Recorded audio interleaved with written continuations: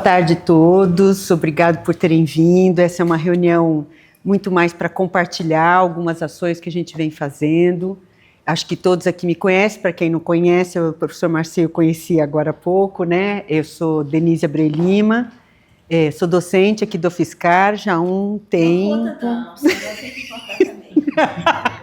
Que é na mesma época, né?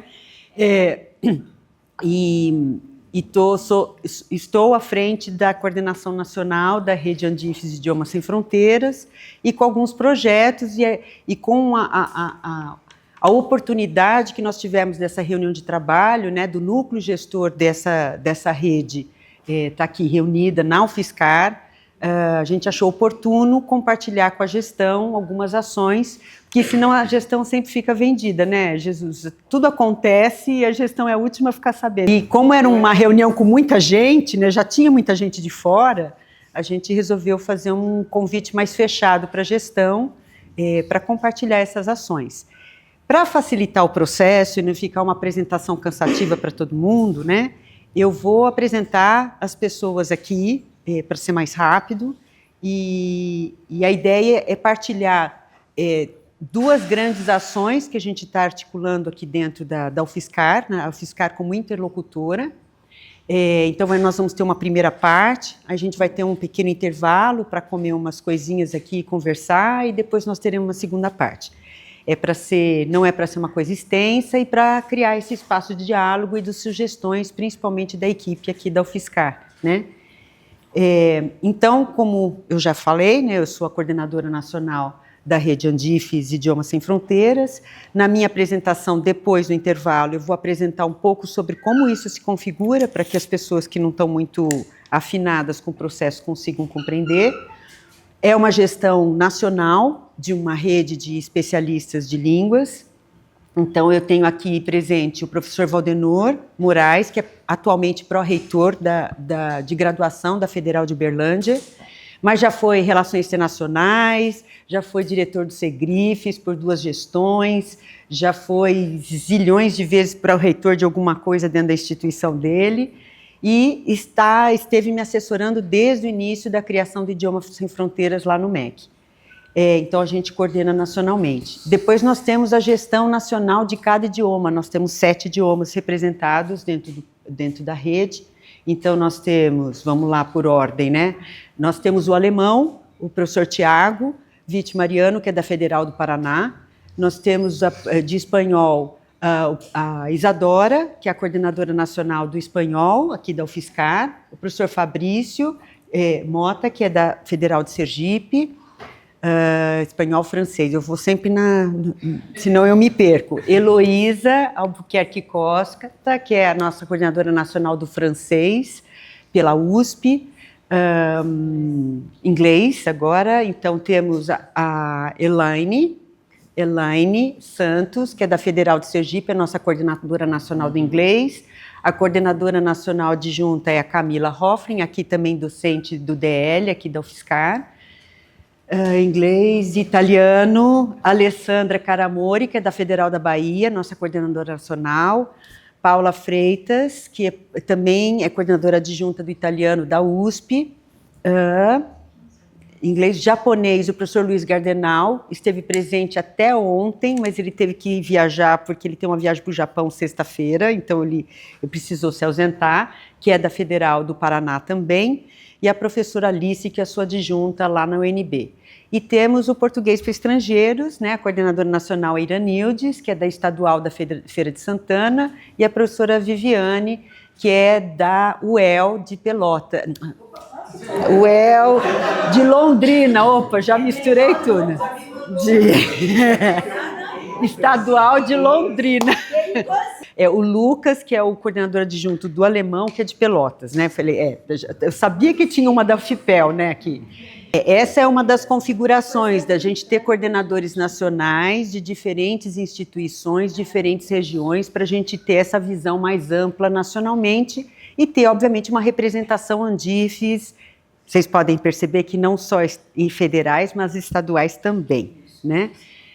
Bom, fora isso, nós temos também a equipe aqui do núcleo da UFSCar, né, a professora Eliane, O Luiz André, que é o nosso diretor do Instituto de Línguas, que para algumas instituições é a Central de Línguas, ou Centro de Línguas, como diversas universidades têm. Temos os bolsistas dos projetos aqui, agradeço a presença de vocês por terem organizado as ações, o pessoal da SEAD, né, que está aqui me prestigiando, Eric da SIM, mais os 2 servidores que estão nos apoiando no auxílio dos projetos, a professora Lídia, que é coordenadora de internacionalização, ela cuidava especificamente do print, provavelmente vai do CAPES Global, né, Lídia? Ela pode tentar sair, mas não vai conseguir. Já puseram uma âncora no pé dela. Na coordenação dentro da Pró-Reitoria de Pós-Graduação, a professora Dulcinei Garcia, minha parceira de muitos projetos, né, Dulcinei? Muitos anos, que também já foi um monte de coisas nessa universidade e hoje está como secretário de Relações Internacionais, e o professor Moacir, que está aqui representando, adjunto, né, Moacir? Adjunto da nossa Pró-Reitoria de Pesquisa. E da nossa Pró-Reitoria de Pesquisa. Muito nos honra a sua presença aqui, né? Então, apresentados todos, deixei de apresentar alguém? Não? Tudo certo? Muito bem. E o professor Virgílio, obviamente, que vai assumir agora, eu já vou apresentá-lo e ele assume a apresentação, aqui a palavra. O Virgílio Almeida, ele foi, né? Acho que é melhor dizer o que ele já foi, né? Ele já foi, na época que nós estávamos no MEC, ele foi presidente da área de inglês dentro do Idioma Sem Fronteiras por muito tempo. Ele e Valdenor, por ele ser da UNB, né? Ele é do Instituto de Letras Aplicadas lá, é isso, né? Línguas Estrangeiras Aplicadas. Línguas Estrangeiras Aplicadas lá na UNB. E a gente formava um trio muito importante na articulação das ações dentro da CESU.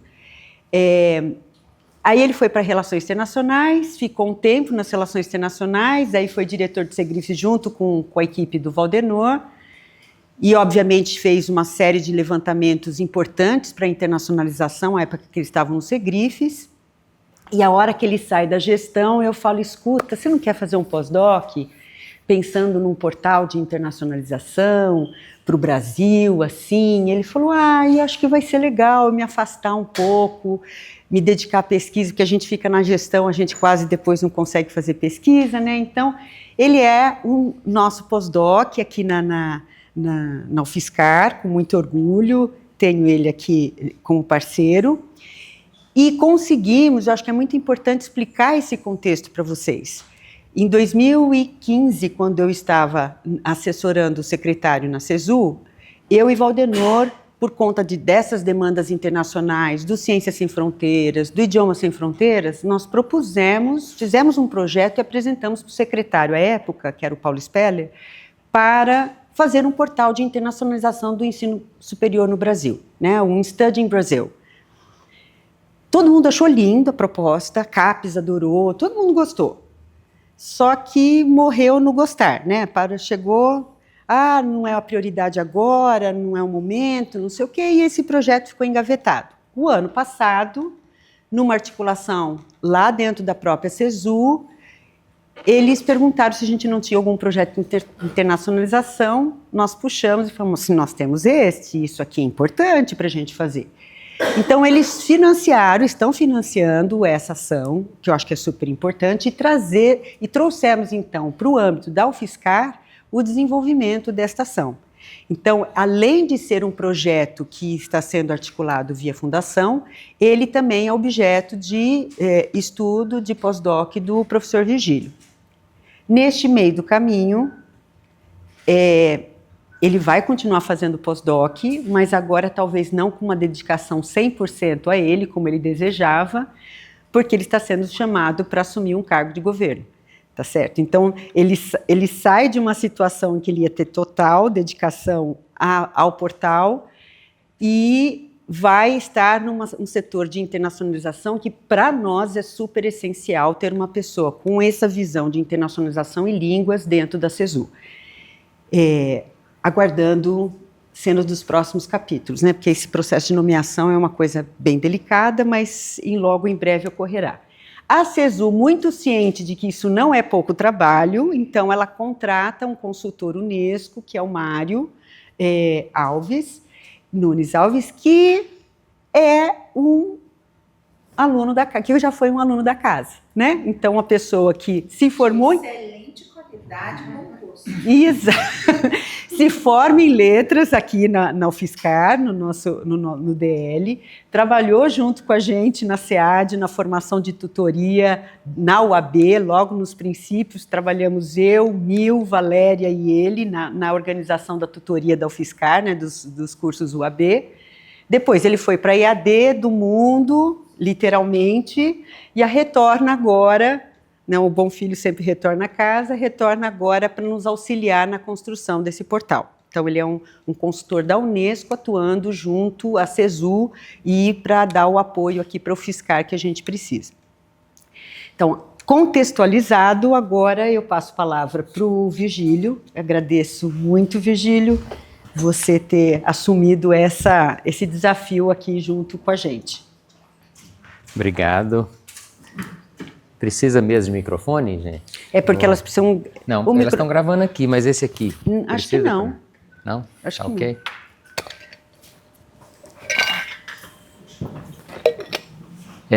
Bem, boa tarde a todos, senhora vice-reitora, uma alegria grande sua presença. Então, para mim é um prazer muito grande poder partilhar o início desse processo da efetiva elaboração do que a gente espera ser uma das ferramentas mais relevantes para a internacionalização das instituições de ensino superior no país, que é colocar as informações centralizadas, mapeadas e compiladas para facilitar a inserção do Brasil no cenário acadêmico internacional do ensino superior.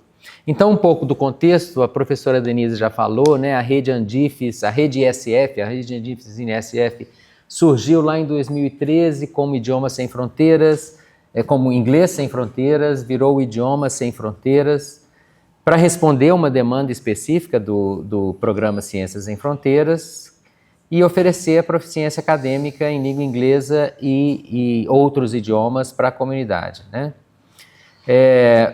Nesse período, como a professora Denise falou, foi também... Não, acho que isso a Denise não mencionou, mas foi também a Denise e o Valdenor que sugeriram ao secretário a criação dessa coordenação que fosse um órgão que articulasse todas as ações de internacionalização de ensino superior, que estavam meio que dispersas na CESU.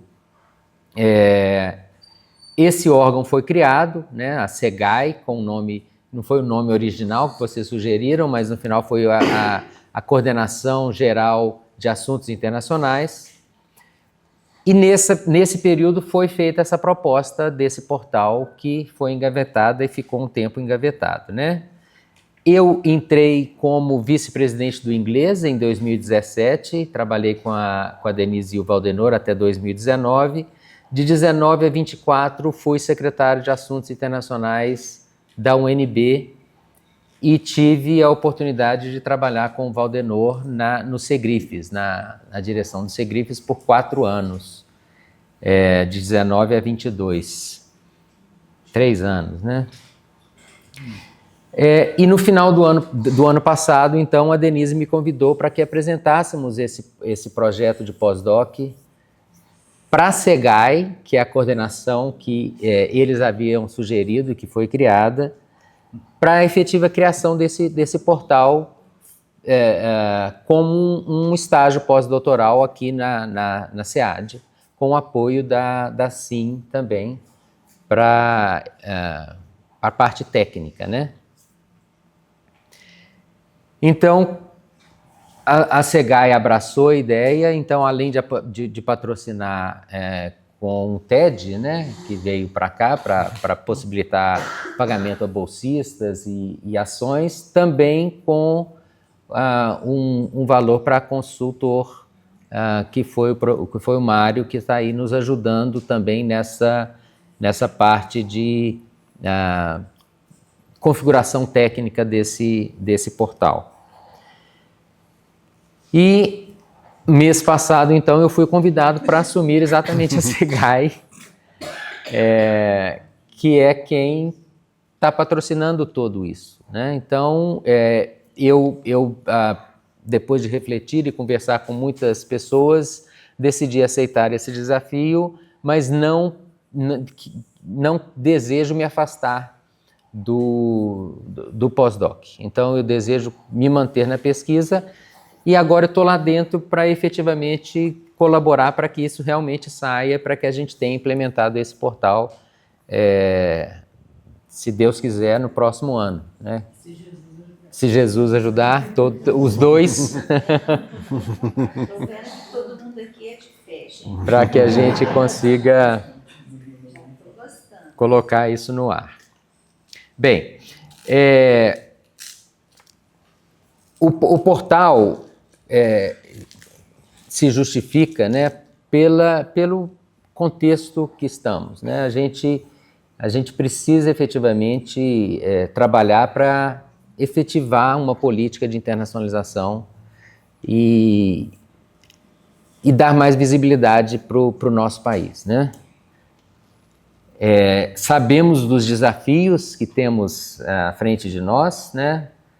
Limitações estruturais para a atração de estudantes e pesquisadores, a dificuldade de visibilidade internacional para as IES brasileiras, a falta de pessoal para a construção de sites internacionais.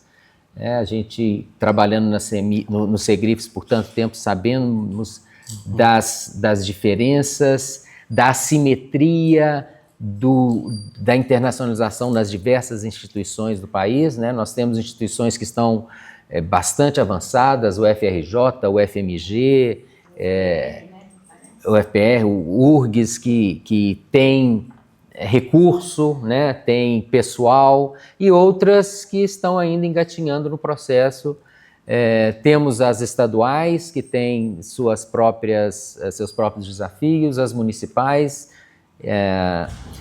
temos as privadas que estão aí. Já existe um portal studyinbrasil.com.br, que é comercial, que é de uma instituição privada.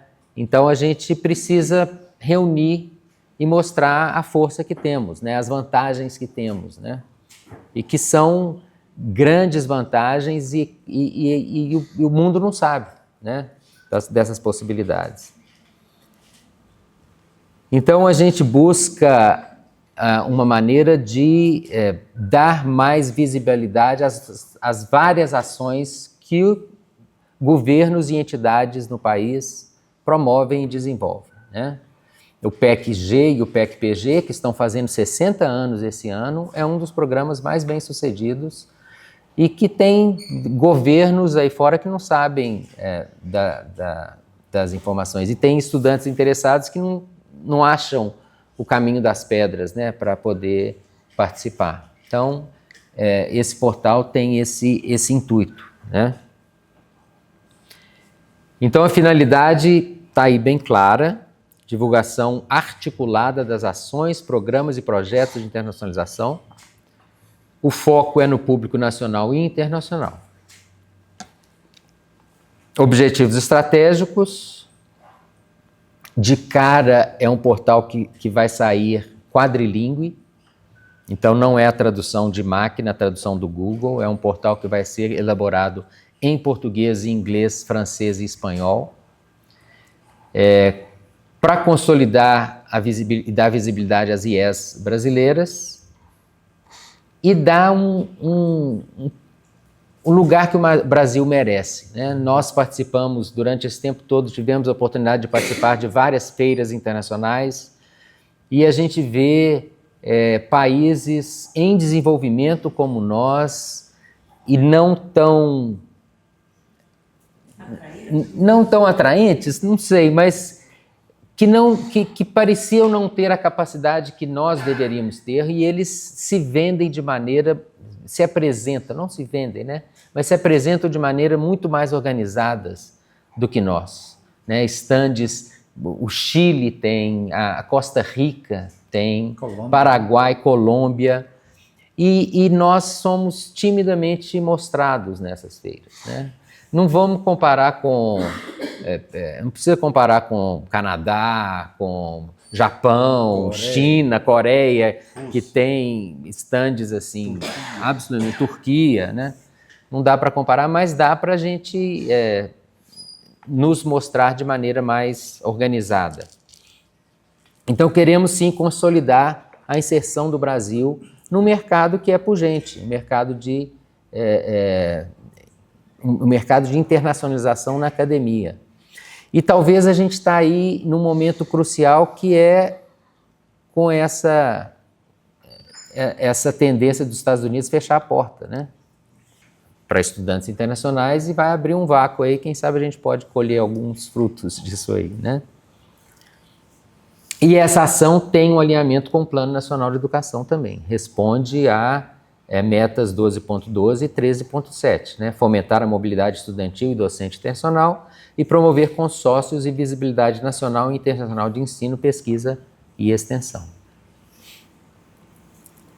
Tem também esse alinhamento com os programas governamentais de internacionalização. Então, será um local a mais para que todas essas ações sejam mapeadas, consolidadas, compiladas e apresentadas. Esse primeira fase, a gente fez um estudo, o Mário e eu fizemos um estudo em 27 sites semelhantes de diversos países, né, buscando o que tem sido feito, né? Não precisamos de inventar a roda, vamos ver o que os outros países estão fazendo, né, para encontrar as características relevantes, né, e para ver o que faz sentido para nosso portal, o que é possível no nosso portal e o que é desejável no nosso portal, considerando as especificidades do nosso país, né? Um dos estudos que a gente fez, a gente viu o Study in Sweden, da Suécia, tem lá presente todas as 22 universidades do país. Para a gente é difícil isso, né? Nós temos um número muito maior de instituições e é um desafio muito maior, né? Então foi feito esse levantamento e a gente vai iniciar com uma proposta de itens que é o produto mínimo viável, que é o que a gente considera mais fácil de realizar de início, né? De início do trabalho. Porque é um trabalho, o projeto que a gente apresentou é para 1 ano, mas a gente sabe que o portal, do jeito que a gente imagina, não vai dar para ficar pronto em 1 ano. Mas algo dá para ser apresentado em 1 ano e aos poucos, se a gente conseguir sensibilizar os governos que virão, a gente vai ampliando na medida do possível, né? Então, são páginas institucionais sobre o Brasil, sobre o sistema educacional, sobre vistos, informações práticas, um diretório das IES, então, para o estudante poder fazer uma busca por área, eu quero procurar um curso de doutorado de biologia marinha, onde que é possível fazer isso no Brasil? As oportunidades que surgem, né, programas, seja da CAPES, seja CNPq, para mobilidade internacional, notícias e eventos e contatos IFAC, contatos com as instituições, né? Há países que têm órgãos ou áreas específicas para responder ao portal, e esses países têm staff para responder a perguntas dos interessados. Nós provavelmente não teremos isso. As perguntas têm que ser feitas diretamente para a universidade a qual você tem interesse em estudar, né? Então, a gente vai ter que adaptar isso aí para a nossa realidade. Em futuras expansões, o sistema de busca avançado por cursos e programas, integração com mapas e informações geográficas, e pretendemos disponibilizar uma página para cada instituição de ensino superior do país. Então, a ideia é que informações básicas estejam ali disponíveis, mas que cada universidade, se tiver um interesse, pode alimentar o portal com outras informações específicas para facilitar para o internauta que esteja interessado em vir para o país. E nós temos recomendações iniciais, isso é mais fruto do trabalho do Mário, sobre acessibilidade, sobre recursos mínimos, para que estejam disponíveis desde o início do trabalho. Então isso aqui eu não vou passar, mas é um pouco do resultado do benchmarking que a gente fez. A gente encontrou em maior ou menor escala tudo isso nos portais que a gente pesquisou. Então tem alguns portais que são bem detalhistas, Você vai vir estudar aqui com crianças, então essas são as facilidades que o governo oferece ou que a cidade oferece. Então tem sites que são realmente bastante abrangentes, e que tem muitas informações. Outros têm bem menos, Não são todos, nem todos os 27 sites que visitamos são maravilhosos. Tem alguns bem fraquinhos mesmo. Então a gente não vamos chegar nesse mercado lá na rabeira da fila, não. Nós vamos chegar de maneira mais robusta. E aí eu queria convidar o Mário para a mesa aqui para falar um pouquinho de alguns exemplos que a gente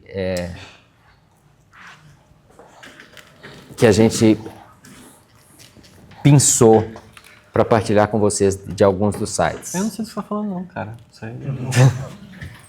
Bom, são só exemplos. Acho que a ideia aqui não é nem explorar os exemplos, mas é mostrar que o que foi apresentado até agora, esse benchmark que a gente apresentou até agora, ele ainda não é o mapa do nosso site. Tem itens que são incríveis. A gente olha e fala, nossa, eu quero muito isso no Brasil. No Brasil não dá não. Essa questão das 22 universidades do país inteiro. O Japão tem um mapa de como você chegar até todas as universidades. Aqui no Brasil tem universidades que você não sabe nem onde fica. Você fala, você chega na cidade e o povo, não, você vai a pé ali. A primeira vez que eu fui em Diamantina para achar a Universidade de Diamantina, eu dei tantas voltas que eu não sabia chegar. Imagina você colocar isso num site de como você chega de transporte público em mais de 200 universidades no Brasil.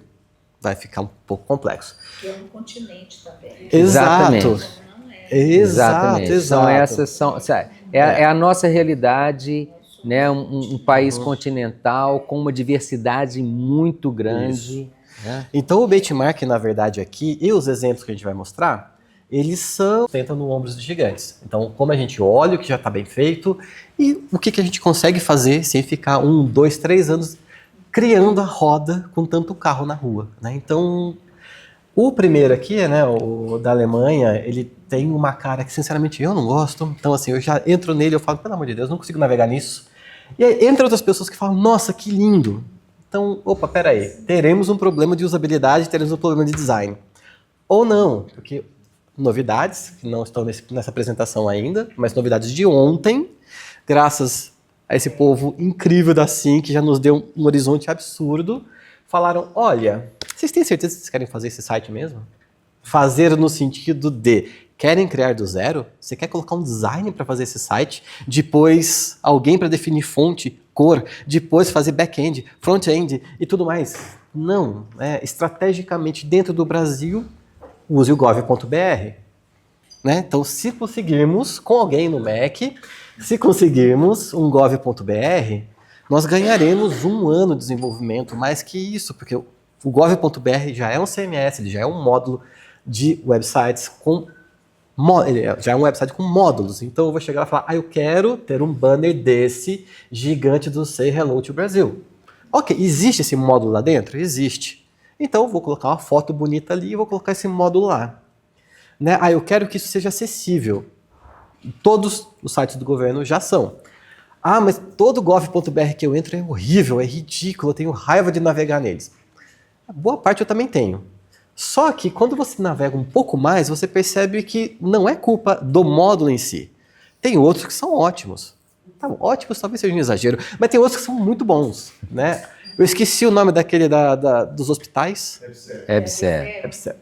E com isso, a ideia é pegar esses exemplos, né? Você pode ver, você sai da Alemanha e vai para o Canadá, tem outra cara completamente diferente, né? Assim, nem parece que eu estou falando de novo de estúdio aqui no meu país, né? Você vai mais sóbrio, mais clássico. Aí você vai para o Japão. O Japão é lindo, é muito bonito esse site, assim, mas ele não tem nada a ver com o que a gente faria, por exemplo. Mas ele é muito bonito, as cores, as fontes, os mapas, a navegação. Então, ele nos dá ideias de que, olha, dá para ser diferente. O Chile já lembra um pouco da Alemanha, só que com menos usabilidade logo de cara. Então, a usabilidade... Tem, parece. Lembra muito o Sway da Microsoft. Ou seja, é ruim, né? Mas assim, é uma navegação tão inútil, muitas vezes. Tem alguns que tem uma navegação inútil. Você navega 2 km para começar a achar informação. Então, olhar isso também é interessante, mas a gente vai olhar para o GovBR, se der certo, ou, se não der certo, para um outro CMS, que daí a gente vai contar ainda mais com o apoio do SIM para a gente não tomar uma decisão estranha, mas já sai de alguma coisa pronta, alguma coisa que tenha atualização constante, que já tenha preocupação de acessibilidade, que não sejamos nós fazendo testes infindáveis para saber se o leitor de tela funciona para aquilo. Saber se, por acaso, a segurança do portal realmente está em dia, né, na última versão. Então, é para isso que a gente faz esse benchmark. Até a Índia tem mais sobra do que alguns que a gente viu aqui. Mas olha só que legal. Numa imagem super simples, eles têm 6 passos de como fazer. A Alemanha tem isso, vários outros têm isso. Então, isso aqui é uma ideia. Qual a ferramenta? E tem uma coisa muito interessante também sobre o design dos sites. Tem uma amiga minha que ela é web designer, hoje ela trabalha... Natália, ela trabalha numa empresa da Suíça. Eu conversando com ela sobre o portal, ela falou, olha, pensa que a internet toda é um mundo. Não, pensa que a internet toda é um país. Se você falar, as culturas são diferentes, mas na hora de programar, existe um padrão meio geral, meio uniforme, não porque as culturas são parecidas, mas porque você precisa de designs, você precisa de protocolos, você precisa de desenvolvimentos que conversem com 3, 4 navegadores no mundo inteiro. Então, se você foge muito, como a quem estava presente da década de 90 na internet, algumas pessoas talvez se lembrem que as pessoas tentavam de tudo no website, que você abriu o site que ia tudo pipocando, pulando todas as cores, era uma experimentação absurda. Hoje você não tem mais isso nos principais portais, né? Então o que a gente trouxe aqui é muito mais de experiência. Essa experiência de 6 passos, ela pode ser usada no Brasil, algo parecido, que é semelhante com aquele que você gosta da Alemanha, que também tem um passo a passo, só que é outra forma de apresentar. Então, isso nos dá ideias. O conceito a gente descobre depois. Como fazer a gente descobre depois, né? E aí, por que eu estou falando isso? Porque na consultoria, que eu vou entregar até o começo do ano que vem, quero entregar antes, mas até o começo do ano que vem, o primeiro produto já foi entregue, basicamente o Virgílio já apresentou os resultados, que era, né, rever as pesquisas que o Virgílio fez e reorganizar de uma forma que a gente possa aplicar no portal. Agora, o produto é de estratégia de comunicação.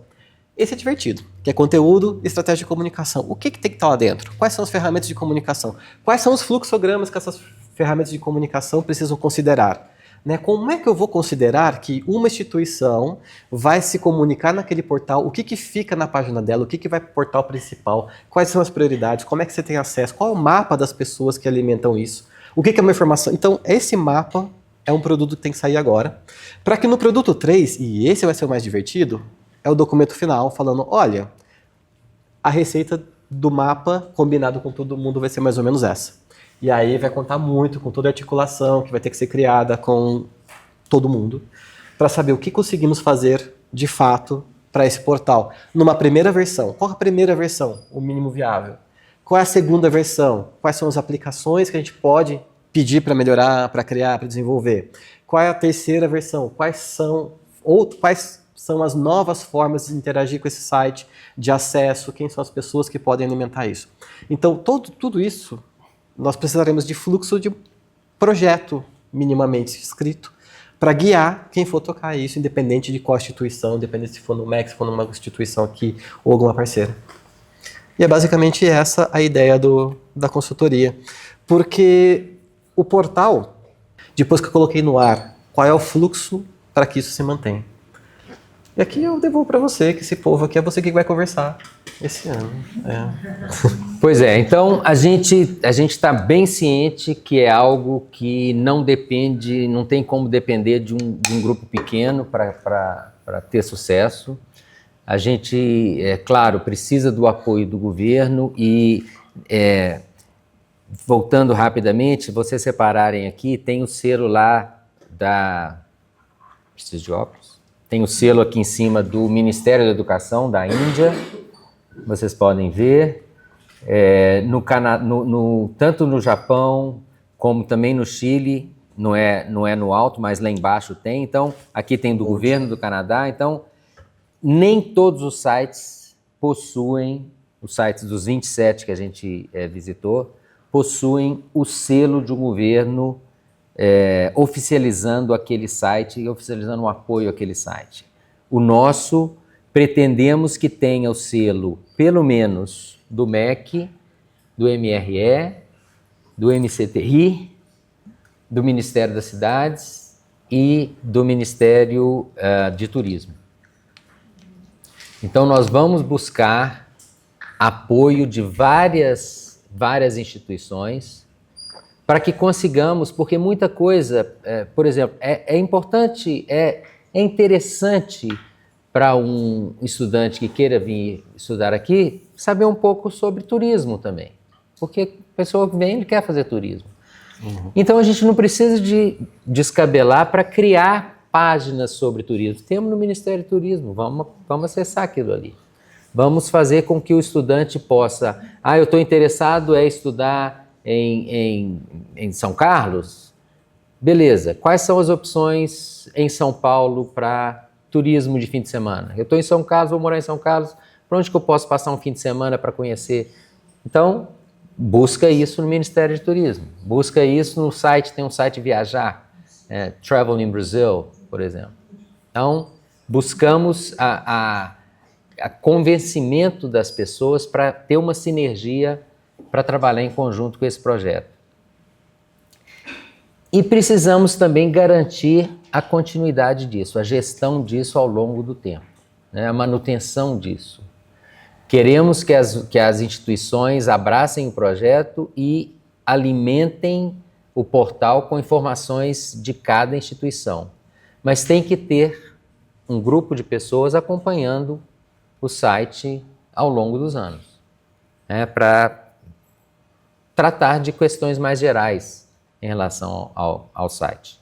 Como fazer isso acontecer é um dos desafios pelos quais eu aceitei assumir esse cargo, porque eu acho que lá dentro eu posso tentar garantir que isso ocorra, né, de alguma forma. E também instituições privadas, não ligadas ao governo, não privadas, mas não governamentais, Endifes, Abruen, Conif, FAUBAI, GCUB e outras, né? Global, informações centralizadas, fortalecimento da imagem do país, a promoção da interação institucional. Então, não apenas indivíduos, mas instituições podem entrar no nosso site e buscar parceiros em potencial no Brasil, descobrir onde estão os grupos de pesquisa desta área, em quais universidades que eu gostaria de desenvolver uma parceria.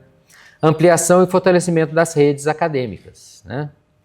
Os próximos passos, o Mário finaliza o produto 2 e 3, e lá no MEC eu vou também desenvolver, fortalecer outras parcerias para viabilizar o portal. Então, o portal é uma ferramenta vital para a internacionalização da educação superior brasileira. É isso que a gente vai tentar apresentar para todos os parceiros. E, naturalmente, eu agradeço muito ao UFSCar por estar abraçando esse projeto, por viabilizar isso. É o meu segundo pós-doc e eu faço questão de não interromper. Eu quero chegar ao final desse pós-doc. Sei que vai ser difícil. Falei com a Denise no final do ano, eu quero fazer esse pós-doc porque eu quero uma vida um pouco mais tranquila, não quero trabalhar com gestão, quero me afastar, mas não deu muito certo, né? Não foi isso que o universo reservou para mim, mas tudo bem. Nós temos esse slide aqui para perguntas e respostas. A gente pode ter um momento de perguntas e respostas e aí, no intervalo que é programado, a gente continua conversando com quem tiver alguma pergunta específica. Aquele slide que nós mostramos com os passos, né, da Índia, grande parte dos sites internacionais possui esse passo a passo. Nós tivemos cuidado de ver qual que é o passo a passo em cada um desses sites, o qual caberiam para nós e quais seriam os bem específicos nossos. E a gente já vislumbrou que um dos primeiros passos nossos é aprender português, que o estudante pode começar online, gratuitamente, um ano antes dele vir para o Brasil. Então, nenhuma outra instituição que a gente viu tem esse benefício de você fazer gratuitamente online para começar a aprender a língua do país antes de ir para lá.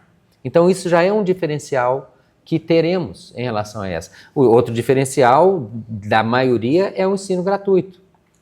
A gente tem que lembrar que muitos desses sites Study-In, o objetivo deles é financeiro. Nós precisamos de aluno que pague. Nós não precisamos de aluno que pague. Uhum. Então, no setor por que estudar por que estudar no Brasil? Certamente estará lá o fato de ser ensino de qualidade gratuito. 100% gratuito. Que são raríssimos os países que podem oferecer isso. Né? Os países oferecem mobilidade. Você pode vir aqui fazer 6 meses, 4 meses, um semestre do seu curso de forma gratuita. Você não vai pagar tuition, mas você vai pagar, claro, hospedagem, vai pagar alimentação, se tiver taxa administrativa você vai pagar, mas o curso inteiro gratuito, na Finlândia tem isso. É um ou outro país que oferece isso. Né? Eles têm sempre esse outro objetivo. Né? Então nós temos grandes vantagens que precisam ser divulgadas. Né? Precisam dar E eu trouxe isso aqui para falar exatamente sobre esse item de aprendendo a língua nativa, também presente em praticamente todos os sites. Então tem lá sempre um menuzinho de aprender a língua nativa, mas em todos eles, cursos pagos. Eu particularmente tenho que agradecer a Bia e Jesus presente, mas a Bia e a Jesus, porque essa gestão foi uma gestão que realmente olhou para isso. Eu sei que a UFSCar sempre possibilitou esses caminhos, né? Assim, eu tenho 30 anos de casa, 10 anos na Letras, 10 anos na OAB e 10 anos no ISF. Então, assim, eu posso dizer que está bem compartimentalizado. E os 3 momentos, desde a gestão do curso de letras, né, que eu fiz parte da comissão que fez o projeto pedagógico.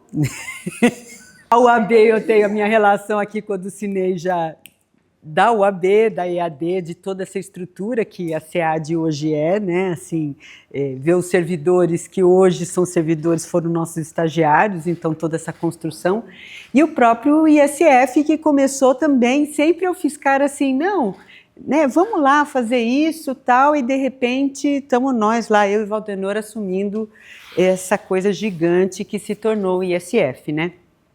Eu tenho uma proposição para fazer para vocês, assim, se você quiser passar a outra apresentação que está disponível aí, eu ia fazer bem rapidamente, mas eu me comprometo a ser bem rápida, porque é muito mais para compartilhamento do porque a gente abrir perguntas, tal, para assim a gente finaliza essa parte mais formal e a gente depois faz um lanchinho aqui e pode confraternizar, que eu acho que vai ser melhor. E isso vem sendo discutido do chinês fazer parte do nosso portfólio. A questão do chinês, inclusive principalmente para o ISF, isso é bom ficar claro, o ISF ele nasceu com uma proposta de internacionalização e democratização ao acesso às línguas estrangeiras, mas ele tem como pano de fundo a formação de professores. Então, é muito fácil a gente imaginar que dentro do locus de letras, formação de professores e línguas estrangeiras, a gente possa fazer um processo de residência pedagógica que na parte prática dessa residência pedagógica, eles ofertem os cursos de idiomas para a comunidade. É isso que a gente faz dentro do ISF, por isso que ele é gratuito. Então, pagam-se bolsas para os professores de letras, para eles terem uma formação pedagógica para a internacionalização e, como produto, ofertarem os cursos de línguas.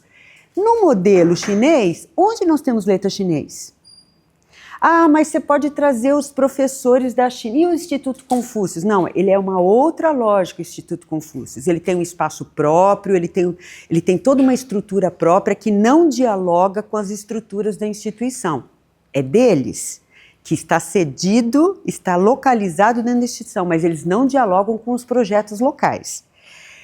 O que a gente queria seriam parceiros, professores brasileiros, ou seja, nos letras chinês, em que nós pudéssemos auxiliar, junto com o auxílio da China, pudéssemos formar estes professores para dar aula de chinês aqui e, obviamente, ampliar o número de professores localmente, aqui no país.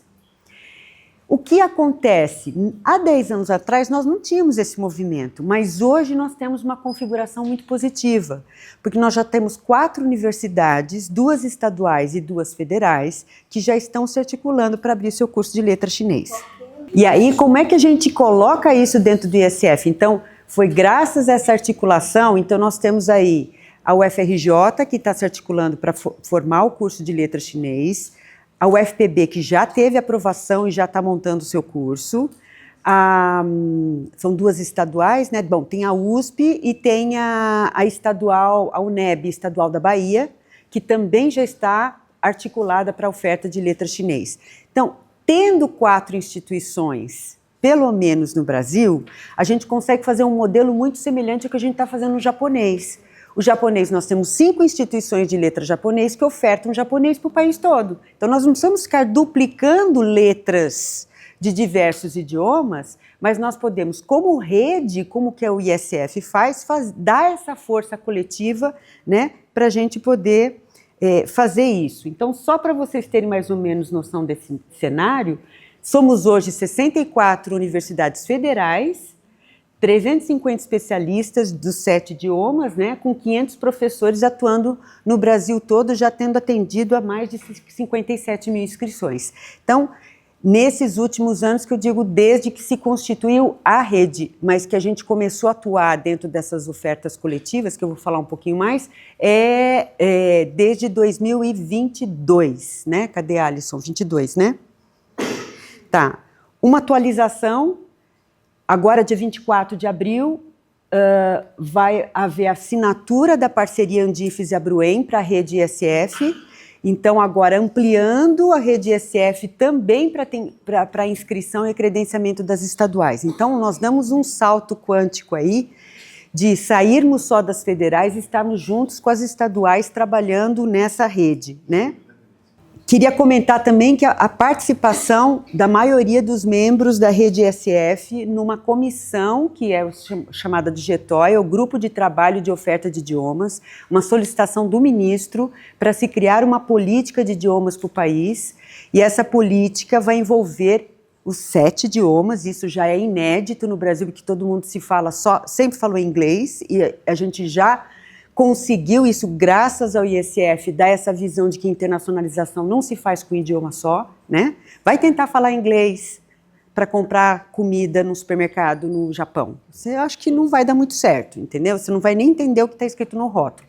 Então, tem algumas coisas que a gente, tudo bem na academia, a gente dentro do laboratório de trabalho, a gente consegue falar inglês, mas fora dali você não tem vida, você não tem acesso à comunidade se você não tiver o acesso à cultura e à língua, né? Então, é muito importante que até novembro desse ano, esse grupo de trabalho, somos 6 aqui mais ou menos que estão participando dessa comissão, fora outros representantes de outras instituições. Então, só para dar uma noção do que a gente faz, né? A gente forma professores, produz material didático, faz oferta de cursos, aplica testes, faz atividades em parceria com as relações internacionais e fortalece as políticas linguísticas. Graças ao ISF, foram criados muitos cargos de gestores de políticas linguísticas internamente dentro das instituições. O ISF é o grande responsável por existir uma coordenação de políticas linguísticas geralmente situadas dentro das relações internacionais. para que isso se articule entre as diferentes ações, porque a gente sabe que cada IES tem uma configuração e um conjunto de soluções para idiomas, né? Aqui na UFSCar nós temos o IL, o Instituto de Línguas, e temos o Núcleo ISF. Então nós temos duas soluções. Mas tem instituições que têm 4, 5, entendeu? Então se criou muitos cargos de coordenação de políticas linguísticas dentro da própria Relações Internacionais, justamente por entender que essa articulação precisa ser ampla e poderia alinhar as soluções institucionais. A gente vem ofertando, fazendo uma oferta coletiva já desde 2022. Qual é o conceito da oferta coletiva? O núcleo gestor, que é esse grupo que está aqui, lança um edital via Andifes, em que as instituições fazem adesão com seus idiomas e com as suas vagas, e a gente oferta vagas de todos esses idiomas para as comunidades das credenciadas. Então, em 2022, nós fizemos um pilotinho, começamos com 1.100 vagas, hoje nós já chegamos, segundo semestre é sempre mais concorrido, porque é quando libera o recurso da matriz, e aí, obviamente, a gente consegue pagar os bolsistas. Então, sempre temos maior número de vagas no segundo semestre. Nós fizemos agora um percentual de participação, inclusive para subsidiar a CESU na PILOA, né, na matriz, pensando, é uma proposta que muito provavelmente tem que ainda ser aprovada pelo secretário, mas que se premie as instituições que mais participam na oferta coletiva. Então, foi importante trazer isso, e é uma pena falar isso para a Irã. Cadê a Irã? A Irã representa aqui a Estadual de Feira de Santana. Ela é uma estadual, ela não recebe um recurso para o ISF. Ela não é uma instituição credenciada e é a universidade que mais oferta vagas para o país. Ela tem uma participação de 11,64% no total das 50 e tantas. Percebe, Ivan? Eu acho que assim, Irã, você é um exemplo para as federais. Tá certo? Eu já falei para a presidente da Bruen que eles têm que pegar o exemplo da Estadual de Feira de Santana e você fazer um workshop para você ensinar para os outros como é que você faz todo este trabalho, articulação política interna dentro da instituição. Porque convencer um reitor de uma estadual que não recebe um dinheiro federal, uma verba federal para fazer esta ação e ele bancar, a reitora dela chegou a falar quando eu apresentei na Bruen, nós temos 30 bolsistas no ISF. Eles fomentam 30 bolsistas no ISF. Não, e aí, no caso dela, porque ela não tem verba própria, no caso do ISF, nas federais, eles têm uma verba própria para poder subsistir, né? Então, você vê aí, a UFPR é a segunda que mais oferta, com 7,99, tá certo? Mas a UFPR tem o tamanho, vocês têm praticamente todos os idiomas, é uma outra dimensão, uma outra estrutura, inclusive do valor que é destinado ao próprio ISF lá. Mas isso, o valor não é uma prerrogativa, depende um pouco do compromisso, porque nós temos, por exemplo, instituições que ganham muito mais que o UFPR e a participação é 0,6%. Entendeu? Então, assim, isso depende muito do comprometimento das instituições. Aí, é importante eu colocar o UFSCar aqui, que se eu colocasse só que a participação dela é 3,08, todo mundo ia ficar, nossa, mas só isso? Mas, assim, só para vocês terem uma dimensão, a UFSCar recebe menos da metade do que a UFPR recebe, tá certo? Então, se a gente fosse fazer um comparativo, não só disso, mas também da quantidade de idiomas que tem. E ela está muito próxima de um UNB, por exemplo, que já recebe muito mais do que o UFSCar. Entendeu? Isso também tem uma relação muito grande com a forma que a gestão prioriza ou olha para essas questões, né? Então, este ano nós abrimos vagas para as ações afirmativas que até então não tínhamos feito, para autodeclarados pretos, pardos, indígenas, quilombolas e ciganos. Tivemos somente 1.563 inscritos. Eu digo somente porque eu acho que é uma primeira iniciativa e as pessoas precisam ficar sabendo dela, né? Só deferimos 801, por quê? Porque os 40% que nós destinamos às vagas foram insuficientes para abraçar todo mundo, né? Nós estamos num processo de que quem chegou primeiro é que ganha vaga, né? Nós não temos um sistema de ranqueamento ainda.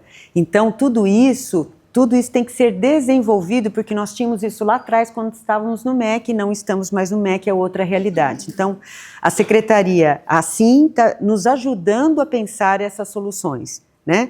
Por isso que eu entro agora na relação da rede Andifes com a própria UFSCar. Então, como gestora dentro da UFSCar e articulando essas ações, né, nós temos algumas ações importantes que a UFSCar está à frente. Primeiro, o curso de especialização em rede do ISF. A gente bolou um curso, estou falando toda a rede, e escrevemos um projeto pedagógico a 10 mãos, em todos os idiomas, e aí passamos para avaliação de toda a rede, né? Consultamos, ficou um projeto pedagógico robusto, e que foi enviado para a UNB, para a UFSCar, para a UFO, para o UFRN e para o UFPR. Todos sofreram entraves, só foi aprovado no UFSCar. E alguns deles, a maior parte do entrave, sabe qual foi? Sistema. O SIGA não permite um projeto tão inovador como esse que nós propusemos, porque ele tem trilhas pedagógicas em 7 idiomas, ele tem 67 disciplinas ao todo, mas não é para todo mundo fazer todos. Eles vão escolher, eles têm que fazer 15 disciplinas das 67, e o nosso só foi aprovado porque nós não temos um sistema engessado. Ele tem um sistema básico, que é o sistema da ProEx, que ele dá uma diretriz, mas ele não se preocupa, ele não quer gerenciar tudo. O SIGA, como na gerência, na sua estrutura de gerenciamento de tudo, ele bloqueou porque ele entende que o aluno tem que fazer as 67 disciplinas. Já conversamos com a informática da UNB, da UFRN, não tem conversa. Então você pode ver que nós temos 3 na reitoria, e isso mudou muito, tá, gente? Quando eu fiz lá no começo, a maioria estava vinculado à reitoria. No processo de institucionalização, eu já vi que 33 foram para relações internacionais. Por quê? Porque o ISF está conectado indiretamente com a questão da internacionalização, porque ele é para fins específicos e acadêmicos. Nós não temos a prerrogativa de ofertar cursos de básico, sequenciais. O ISF não é para isso, ele é para atender às necessidades específicas e acadêmicas dos cursos de graduação e principalmente pós-graduação. Alguns estão vinculados ao Departamento de Letras por uma certa comodidade dos seus coordenadores, ou porque já tem uma articulação muito forte aí. Centro de Ciências Humanas só tem um, e outros tem de tudo, gente. Tem inovação, tem setor, tem pró-reitoria de pesquisa, tem pró-reitoria de pós-graduação, tem de tudo. Aí eu acho que depende muito de como a universidade se organiza e das pessoas que estão gerindo esses processos. É pago, esse é um grande problema para nós. Na época do MEC, nós tínhamos as bolsas CAPES que eram pagas para os orientadores, que eram os de inglês. Os outros idiomas, sempre me lembro disso, era só para inglês. Nós dos outros... Isso. E que nos criou um problema, porque a gente começou com 7 idiomas, mas só o inglês tinha fomento, os outros idiomas não tinham. Isso gerou um problema interno entre as equipes muito grandes depois para a gente resolver. E aí as próprias instituições começaram a criar os seus recursos. Então, 16 instituições têm portarias específicas para permitir que os seus docentes orientadores recebam alguma gratificação. Elas geralmente são via bolsas, via JEC, que é a gratificação por cursos e concursos, né? Então, acho que a UNB tem uma tradição de pagar via JEC, faça uma articulação e se paga uma vez por ano a participação, e algumas outras dão aos seus docentes orientadores uma possibilidade de solicitação de diárias e passagens para participação em eventos e congressos, sem entrar na fila, entendeu? Você trabalha para a internacionalização, então você pode ter esse acesso a isso. Então, é só um levantamento para mostrar que isso ainda se constitui uma dificuldade para todos nós. Nem sempre, a maioria diz que é bom. Isso também mudou ultimamente, porque a gente teve uma abordagem muito mais branda depois que nós fomos Pandifes, porque o MEC era muito rígido, era quase uma imposição de cima para baixo, e isso gerava um conflito muito grande dentro das instituições. Quando nós fomos Pandifes, nós tiramos essa dicotomia de que centro de línguas de um lado e o núcleo ISF do outro. A gente trabalha em complementaridade, então as pessoas têm que entender isso. Mas depois que se criou a trilha ruim, você passar para boa leva um tempo, né? Então a gente está fazendo esse trabalho na ponta, né? De articulação entre o centro e o núcleo ISF. A adesão dos alunos de letras aos editais para professor ISF no seu núcleo, o que aconteceu? Quando nós saímos do governo federal, os professores deixaram de receber uma bolsa de R$ 1.500. Agora, aqui para o Moacir, que não sabe do assunto, mas nós conseguimos uma bolsa no valor de mestrado para um aluno de graduação. Então, 10 anos atrás. Há 10 anos atrás. Então, eles ganhavam uma bolsa de R$ 1.500 para trabalhar 20 horas de inglês. Para trabalhar 20 horas por semana. Mas por que isso? Porque senão você não consegue tirar o seu melhor aluno de um curso de línguas lá da cultura inglesa, etc., para trabalhar aqui na instituição. Então tinha que ser uma bolsa que permitisse que os nossos melhores alunos pudessem trabalhar internamente. Quando a gente vai para Pandifes e as bolsas acabam, quer dizer, melhor ao contrário, as bolsas acabam e a gente vai para Pandifes, e a gente só tem o recurso que vai dentro da matriz. E aí a gente financia a bolsa, em algumas instituições só pode ser pago, o máximo que uma bolsa pode pagar é R$ 750. Então, não é atrativo para este aluno professor sair lá da cultura inglesa, da Aliança Francesa, do Círculo Italiano, etc., para dar aula de língua aqui. A UFSCar consegue pagar a bolsa de R$ 1.500, então a UFSCar é uma daquelas que consegue fazer isso, só tem um problema. Nós não temos, as vagas não são preenchidas, porque os nossos alunos não têm a proficiência adequada e cada vez mais eles chegam com menos proficiência nos cursos de letras. Então a gente tem o dinheiro para pagar, mas não tem o bolsista para pagar.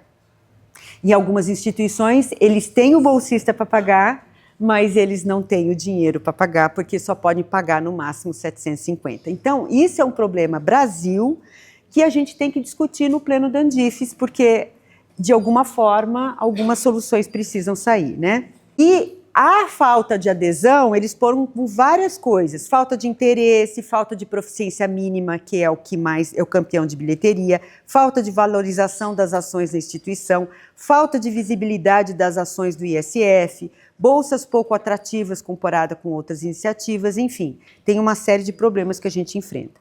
Mas aqui, eu só queria compartilhar com vocês algumas informações do ISF, do que a gente está fazendo, para mostrar para vocês que é uma gestão bastante complexa, olhando para as realidades das instituições que são muito diversas, e é muito gostoso, né? Depois de 4 dias de trabalho, Jesus, nós estamos trabalhando desde sábado, tá? Esse pessoal chegou na sexta-noite, sábado, domingo, segunda e terça, então nós estamos com a língua de fora. Então, assim, eu agradeço demais o espaço, a presença de todos aqui para escutar. É um compartilhamento das informações e vocês fiquem à vontade, principalmente o pessoal da UFSCar, me aluguem, viu? Vocês podem me alugar, né? Assim, quem é que pode responder essas perguntas? Pode perguntar para mim que eu consigo. Ou, se eu não souber responder, eu vou ter que perguntar para Jesus ou para Deus, entendeu? Para a rede. Ou para Andifes, entendeu? Porque, assim, eu não trabalho com os idiomas. Quem trabalha com os idiomas, quem trabalha na ponta são eles. A minha função é só articulação política, estrutural, de gestão, de governança, que é uma trabalheira do cão. Mas, assim, é muito gratificante saber que a UFSCar está abraçando essa causa e permitindo que, independente do meu CPF se aposentar, tá certo? A estrutura da rede permanece e se torna viva para ser continuada por gerações, porque este povo aí, com exceção de 2 ou 3, que já tem tempo de aposentar, o resto tem mais 15, 20 anos de universidade. É eles que têm que assumir isso daí e fazer tudo isso acontecer, né? Então eu agradeço muito a paciência de vocês e, obviamente, o privilégio de tê-los aqui num horário de trabalho tão nobre, né, para estar aqui escutando a gente. Obrigada.